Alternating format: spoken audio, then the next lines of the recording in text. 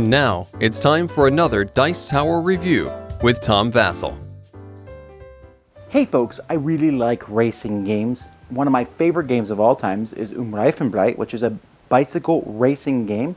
And Flamme Rouge is another one. And this is a game about using slipstreams and drafting. It's a very simple game. I was really surprised when I got it out and set it up and went over the rules, and I said, well, that's it. Oh, okay. So without further ado, here are those simple rules.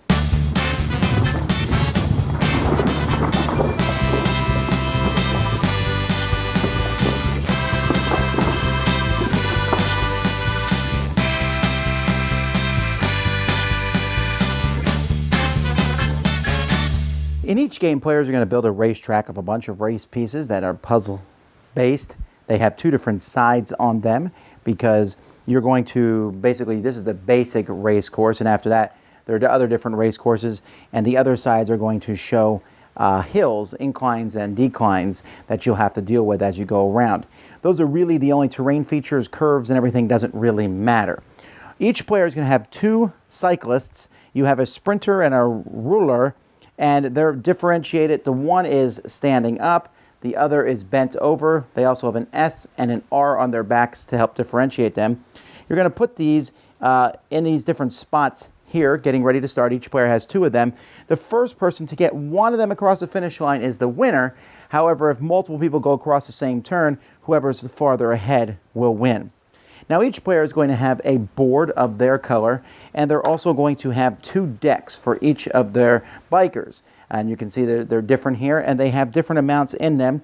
Players will have a card that tells you how many. So you can see the sprinter has 2s that go all the way up to 9, while this one is more evenly spread from 3 to 7. You're going to shuffle these cards and place them face down, and each turn of the game, each player is going to pick one of their racers, draw the top 4 cards, look at these 4 cards, pick one of them, and place it face down here, and put the other 3 on the bottom of the pile, face up.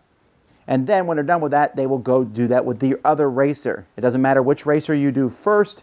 What matters is that you completely pick the card for one racer before you do the other racer. Once everyone has played their racing cards, you're going to reveal them, and then each racer is going to move. Now when you move, you're simply going to move forward the number of spaces on your card. Now each of these spaces here is essentially one space. There's 2 lanes, but if you ever move, you just automatically slide towards the double line, and if the only time the other lane is used is if someone's in the same lane as you. So let's say black moves 3, 1, 2, 3. Green would go 4, 1, 2, 3, 4, and slide over. This green would go 4, 1, 2, 3, 4. This blue one here moves 4, 1, 2, 3. He cannot land there, so he just ends his turn here. This one moves 7, so it'd be 1, 2, 3, 4, 5, 6, 7, and he would slide over here. You can move through other racers, but you cannot stop on them, so it's possible, if there's a lot of traffic, to go here and you have 5, 1, 2, you can't land, so you have to end there. Now when your turn is finished, you're going to look and see where the different people are. And you'll start with the last one. And if there's only one space between them and the group in front of them, they catch up with slipstreaming. Then that group looks, and they catch up. And then this group catches up. And then this group catches up. And that would be the end of the turn. Now that's kind of a perfect storm.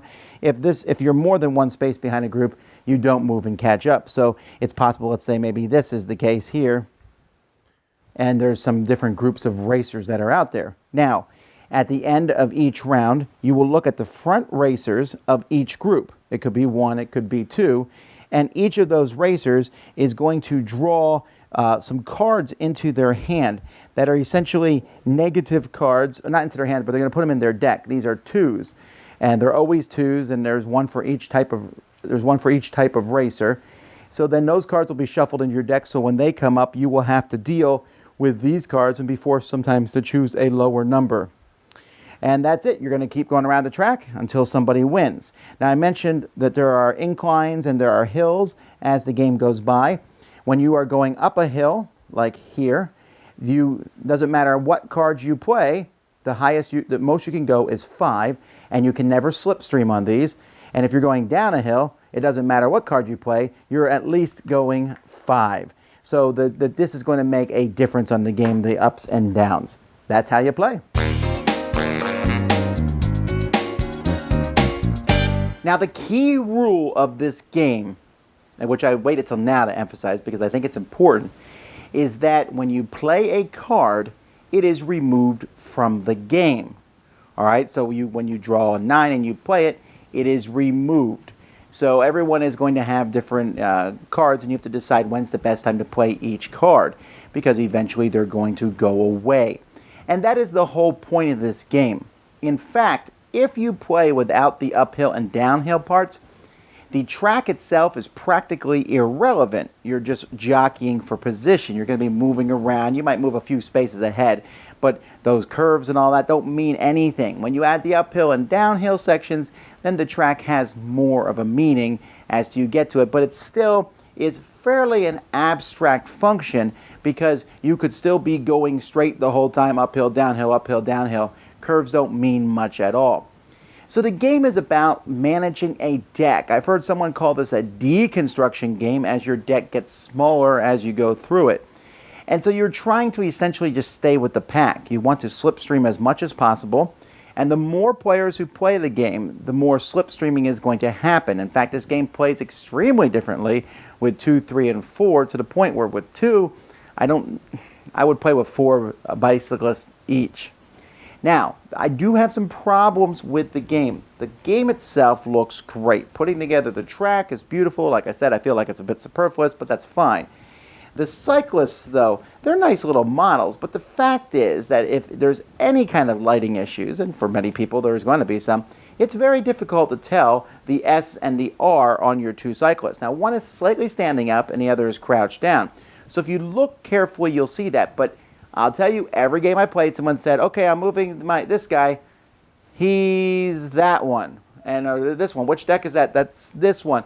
And there was that constant pausing. I wish they had just made it clearer the difference between the 2 of them. That's a minor thing, though. And, you know, there's also going to be that sorting of the cards out and such. But that's all very minor. More of my concern with the game is I never felt like the game felt much like a race. It felt like jockeying for position. That doesn't necessarily make the game bad. There are many games that do that, like Formula Motor Racing and other games where you're simply just trying to be in the front, and that's what this one does. But this one does so in a way that I just wasn't that enamored with.